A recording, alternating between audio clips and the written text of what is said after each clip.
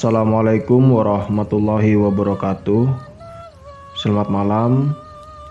Gimana kabar kamu hari ini? Semoga baik-baik saja dan selalu diberi rahmat dan keberkahan oleh Allah Subhanahu wa taala. Malam ini saya akan membawakan sebuah cerita yang ditulis dan dibagikan oleh Mas Kalong di Twitter.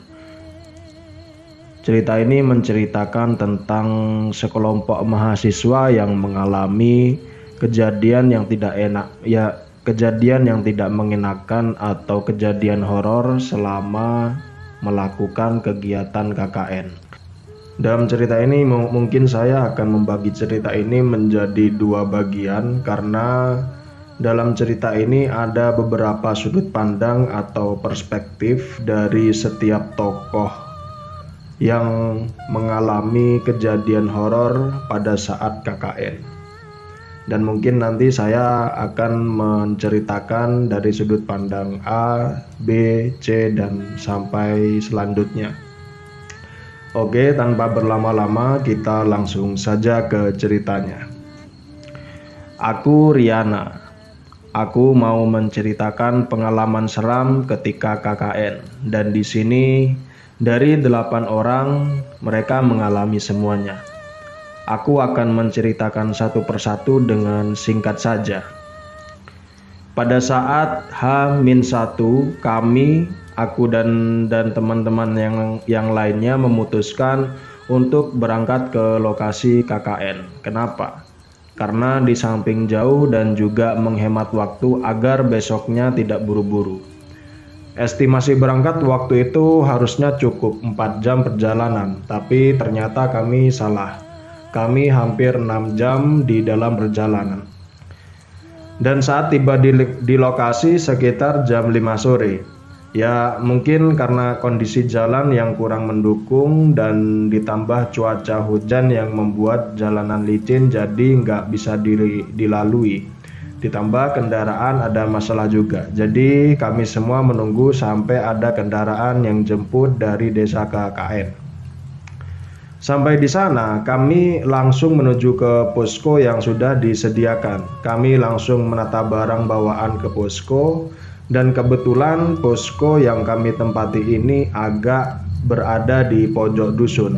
Dan agak seremnya jadi di posko kami itu tepatnya di seberang jalan ada rumah kosong yang kata salah satu warga di sini sudah 20 tahun nggak dihuni.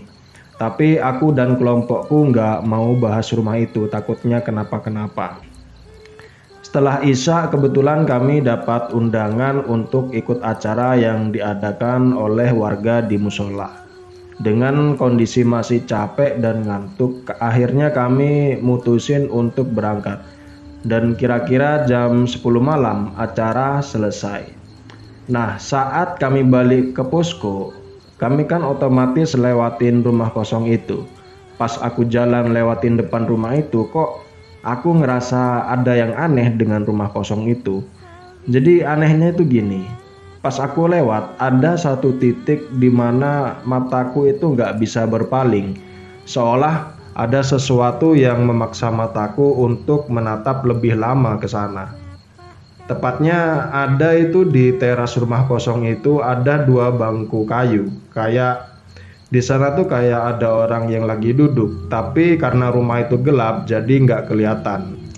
Kelihatan cuman samar-samar hitam aja. Dan aku nggak ngasih tahu ke teman-teman soalnya takut nanti mereka malah panik dan KKN jadi kacau. Apalagi setelah banyak banget cerita-cerita tentang KKN horor di internet atau di YouTube gitu kan. Dan singkat cerita malam itu kami tidur di ruang tamu. Kami bagi jadi 2 kubu biar ada sekat saja. Karena kami belum sempat bersih-bersih dan akan kami bersihkan esok harinya. Nah, saat aku tidur, aku mimpi didatangi sama kakekku. Dia ngasih pesan ke aku, intinya aku disuruh untuk hati-hati dan jangan sembrono dalam melakukan apapun karena aku lagi di tempat orang. Dan pagi harinya pas kami ngumpul di ruang tamu, aku bilang ke semua teman-teman kalau kita harus sopan santun di tempat orang. Itu pun juga dengan alasan untuk memperingatkan saja. Aku nggak bilang kalau soal ini tuh aku dikasih tahu sama kakekku di dalam mimpi. Karena aku tahu dari dua teman laki-laki di sini, teman KKN, mereka tuh ada dua orang yang nggak percaya sama hal gituan. Aku nggak mau debat soal ini yang malah bikin tambah ruwet nanti. Dan singkat cerita, jadi hari itu hari pertama kami bersih-bersih 3 kamar. Bersihin kamar mandi, perbaiki dapur, intinya posko yang kami tempati ini juga rumah kosong juga. Jadi kami harus ekstra bersih-bersih biar nyaman. Dan sekedar informasi, jadi lokasi KKN ini tuh ada di desa pinggiran yang masih banyak hutan jati dan pinus. Dan waktu berlalu dan sejauh ini nggak ada kejadian aneh sampai kami memasuki hari pertama minggu kedua. Hal janggal dan teror pun mulai berdatangan. Jadi awalnya malam itu setelah waktu istirahat, aku mau ke kamar mandi. Kebetulan kamar mandi ada di paling belakang. Lah, saat aku mau ke kamar mandi, aku tanya ke teman-teman perempuan yang lain, kira-kira ada yang mau ke belakang apa enggak? Dan ternyata enggak ada. Dan akhirnya aku ke belakang sendirian, sedangkan yang cowok-cowok lagi nongkrong di depan rumah. Pas aku sampai depan kamar mandi, pintunya itu dalam kondisi tertutup. Pikiranku mungkin lagi dipakai, lagi ada orangnya, soalnya ada suara siraman air di dalam. Aku tungguin agak lama sampai gak tahan aku mau pipis. Aku ketuk pintunya dan aku sapa di dalam, tok tok tok gitu. Tapi nggak ada yang jawab. Nah, aku ketuk lagi sampai berkali-kali, tapi nggak ada jawaban. Aku nekat buat buka dan ternyata nggak ada orang di dalam kamar mandi. Ya udah, aku nggak mau ambil pusing dan buru-buru masuk. Dan saat selesai, ketika pas aku keluar, ternyata di dapur ada Sylvie dia tuh lagi berdiri membelakangi, dia tuh menghadap ke arah kompor. Aku sempat mikir gini, kok berani anak ini sendirian? Padahal dia kan penakut sama kayak aku.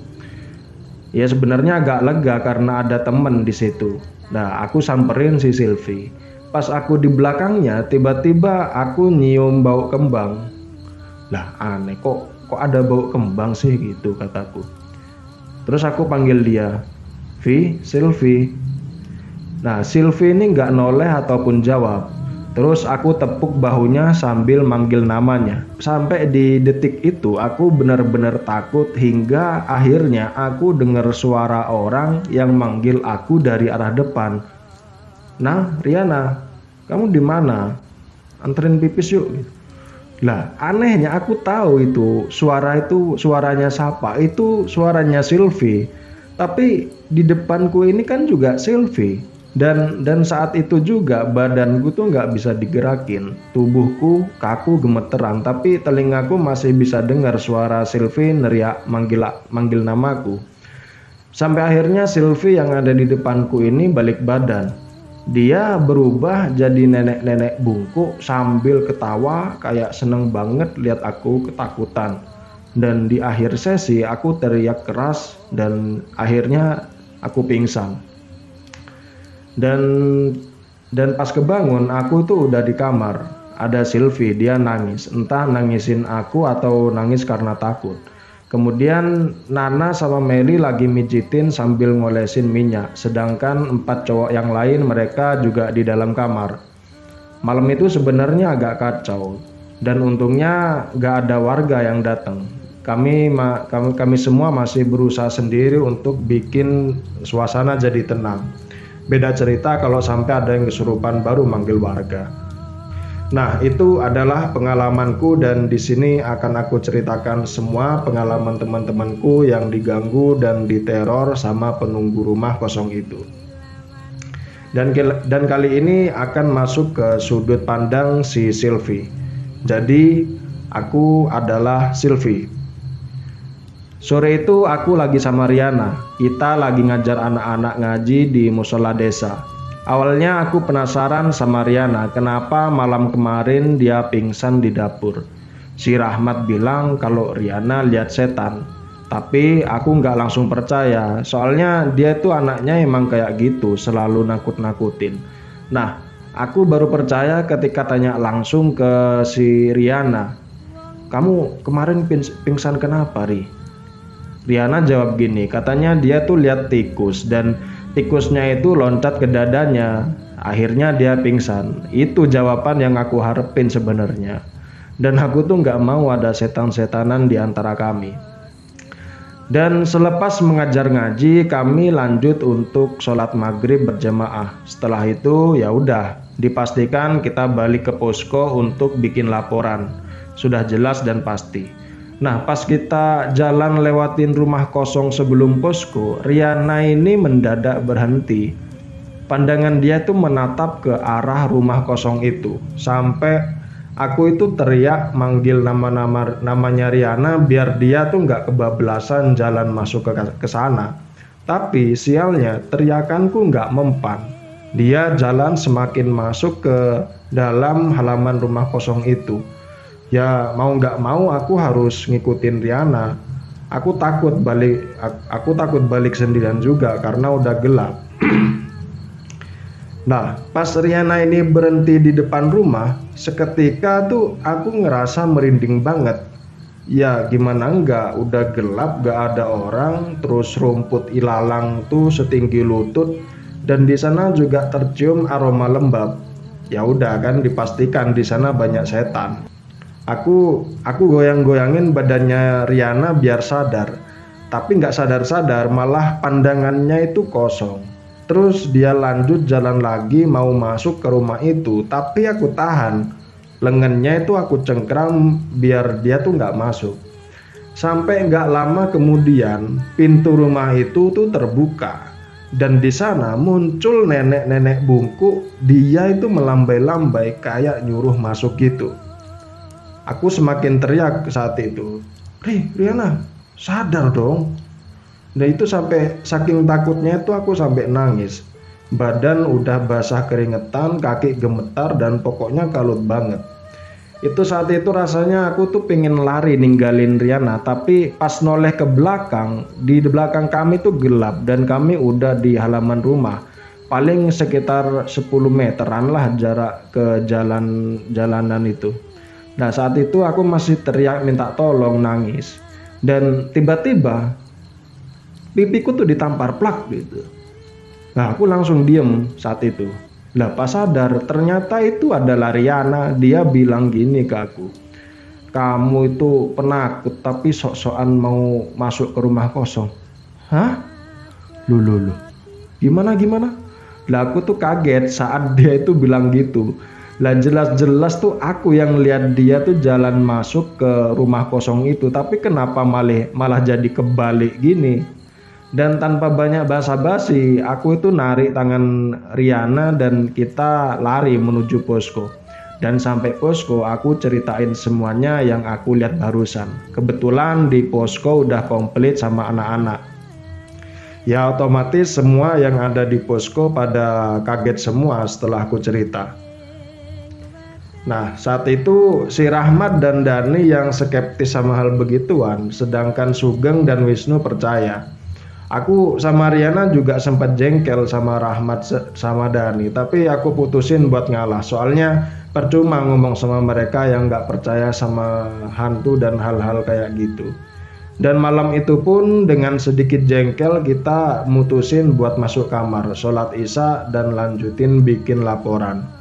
Dan ternyata dengan sikap Rahmat dan Dani yang skeptis itu membuka pintu hidayah buat mereka. Maksudnya hidayah apa? Ya mereka akhirnya diganggu sama kuntilanak pas lagi nongkrong berdua di depan posko. Nanti akan ada sesi cerita si Rahmat dan Dani. Manut marang sangat